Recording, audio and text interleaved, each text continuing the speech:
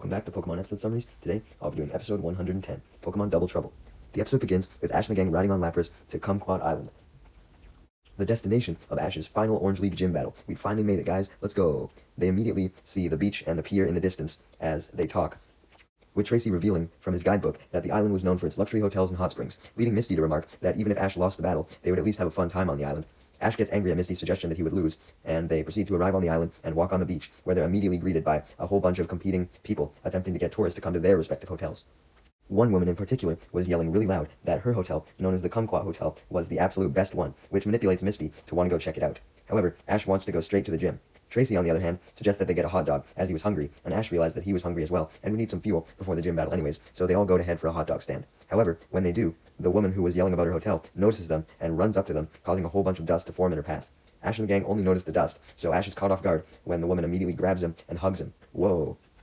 She then begins to try and cradle Ash in her arms, calling him her son, and thereby thinking that she was his mother. Ash is like, "What the fuck are you talking about, man? I'm not your son." But this takes a while for the lady to believe, as she then just goes back to hugging Ash and saying a whole bunch of cringy things like, "Oh, Mama loves you, oh, no, no, no, no." Thankfully, when Ash breaks away again, the woman finally realizes that Ash wasn't her son, and apologizes, blaming wishful thinking, stating that she had just wanted nothing more than for her son Travis to return from his Pokemon journey, stating that she mistaked Ash for him because they look similar, and he also left with a Pikachu. What's with all these people mistaking Ash for their son? This has happened like 3 other times before, hasn't it?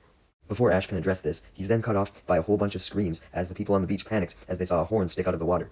They then panic even more as the horn was merely just a part of a whole-ass ride-on robot, which is revealed to have Team Rocket inside, as they say their motto, laughing evilly, stating that the robot was Pokemon-powered and they were going to use this power to help them steal Pokemon. The Pokemon powering the robot were Team Rocket's Pokemon, with Lickitung and Arbok being forced to run on treadmills to make the robot move, and that's what James did when he pressed a button and the robot started making its way toward the crowd on the beach. Jesse then pressed another button, ordering a Hyper Beam to come from the robot, thinking that Weezing would be able to unleash a Hyper Beam, as the robot's attacks were determined on what the Pokemon could do. So essentially, Weezing would use a Hyper Beam, and then the Hyper Beam would come out of the robot's mouth and attack. However, Weezing doesn't fire a Hyper Beam, instead only firing a Smog, with James revealing that this was because he didn't teach his Weezing Hyper Beam, much to Jesse's annoyance. However, the Smog was doing enough on its own, as it caused everyone in the crowd, including Ash and the gang, to cough wildly, and all of the crowd to go running away from the Ride-On robot in fear. Jessie enjoys seeing the fear on everyone's face so much that she is unable to command the Ride-On robot to do anything else, leading James and Meowth to remind her that the entire reason why they were in the robot was so that they could steal Ash's Pikachu. Jessie's still preoccupied, so James takes initiative and moves the Robo Ride-On forward toward Ash, who hadn't run away with the rest of the crowd, as he, being the protagonist that he was determined to stop Team Rocket, demanding them to stop attacking innocent people. Like, damn, Team Rocket, this really is a new low for you. Team Rocket don't care, though, and simply use Arbok to fire a Poison Sting through the Ride-On's mouth at Ash. In a Deus Ex Machina moment, though, before the Poison Sting can make contact, the lady from earlier then sends out her Alakazam and commands it to use Reflect, and it jumps in front of Ash, blocking him from the Poison Sting. The lady thinks that this made Team Rocket intimidated, and she takes the opportunity to warn them to go the fuck away and never come back. However, Team Rocket weren't threatened by her Alakazam, and merely just called her an old grandma, demanding that she be the one to get out of the way. Misty hears this insult, and calls Jessie an old witch, stating that that was worse than an old grandma, and upon being called a witch, Jessie obviously gets pissed off. James and Meowth try to calm her down, but that just makes her even more angry, leading her to order the Weezing to fire another Smog attack out of the Ride-On robot's mouth. Before the smoke comes out, Ash tells the woman, who reveals her name as Luana, to stay back, stating that it was dangerous, and adding that he had 3 gym badges, so he should be able to take Team Rocket. Luana then counters, though, that she was the 4th Orange League gym leader, so if anything, she would also be able to handle herself against Team Rocket, and tells Ash to let her handle the situation. Ash is surprised, not believing a woman like Luana could actually be a gym leader, but his beliefs are immediately shattered as the Smog fills the area, and Luana orders her Alakazam to use Psychic to shut the Ride-On robot's mouth closed. This stops any further Smog from coming out, and therefore backing up inside of Team Rocket's cockpit, making them cough from all the smoke.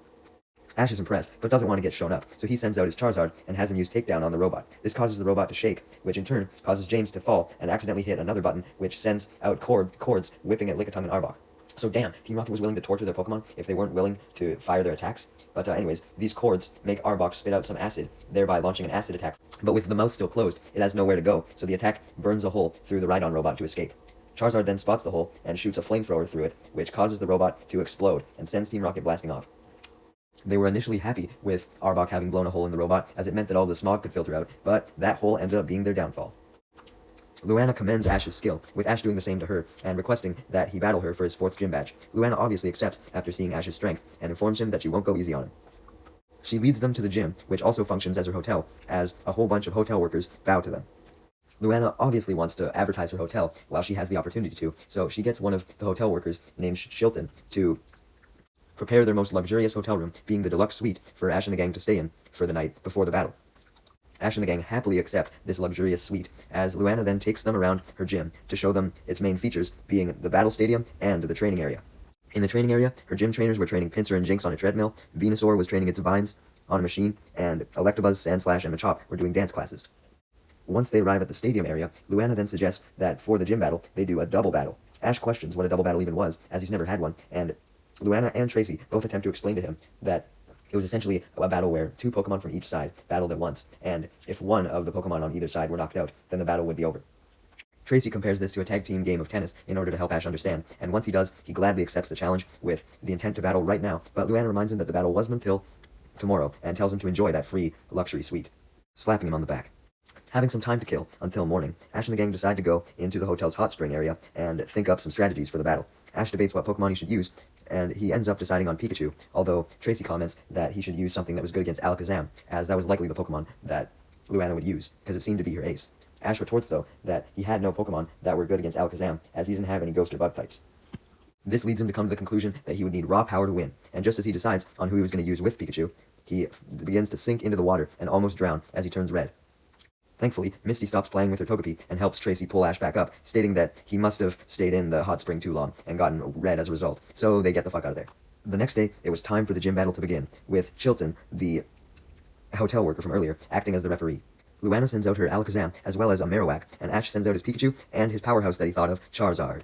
Unfortunately, it doesn't seem like Pikachu and Charizard would be able to work together that effectively, as right before the battle began, Charizard accidentally stomped on Pikachu, which pissed Pikachu off, so it proceeded to try and Thunderbolt Charizard, and this led Charizard to retaliate with a flamethrower. So now, Ash's Pokemon were fighting each other, regardless of his pleas for them to stop.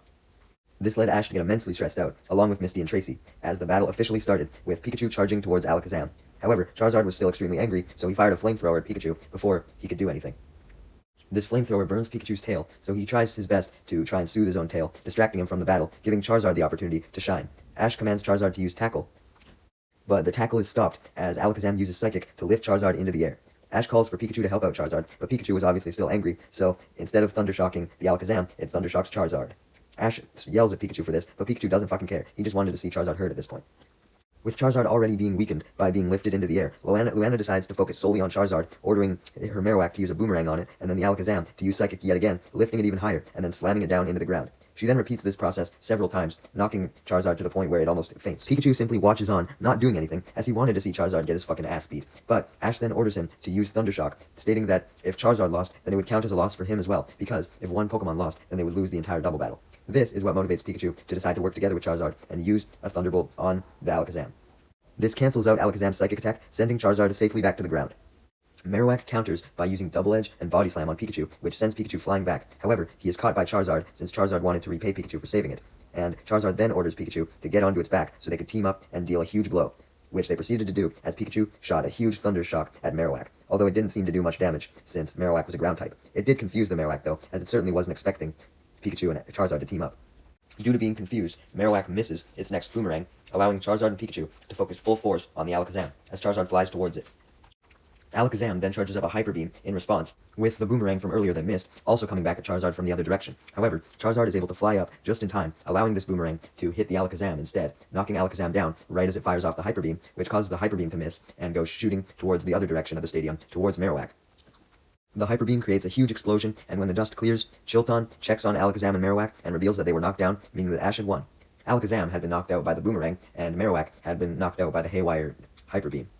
Ash is ecstatic at the win as he hugs his Pikachu and Charizard and congratulates them, and Misty and Tracy congratulate him. Luana then gives Ash his final gym badge, the Jade Star badge. Ash holds it up with pride and sticks it to his jacket along with his other 3 gym badges. He had done it.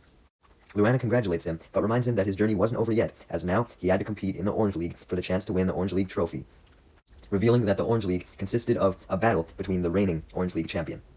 Ash gets a little intimidated at hearing the phrase champion, but Luana reminds him that as long as he worked together with his Mons, then he would be perfectly okay.